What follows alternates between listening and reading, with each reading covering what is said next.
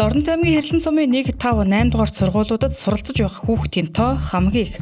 Тэр дундаа бага ангид нэг бүлэгт 50 хүүхэд суралцж байна.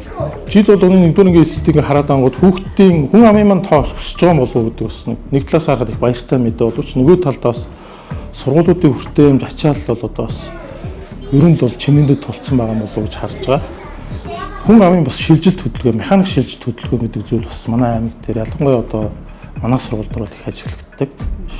Шилжээд ирсэн байдаг. Бичиг баримт хаягийн тодорхойлолт ангуудад яалтчгүй манай сургуулийн харьяа байгаад идэг. Гэтэл бодит байдал дээр бол одоо энэ нь бол зүгээр хамаатан саднан найз нөхч гэх юм ингээд ийм байдлаар ингээд шилжээд ирсэн. Энэ нь бас одоо зохиомлоор одоо ингээд бас манай ачааллыг нэмэх юм тохиолдол бас байна л та. Эний чинь одоо бид нар ямар Монгол улсын үндэслэлөндөө иргэн одоо хаана ямар нутаг дэвсгэрт яаж амьдрах нь одоо тухайн хүний эрхийн асуудал учраас бас одоо хязгаарлах бас эрх зүйн үндэс ч гэдэг юм тийм зүйл бол байхгүй.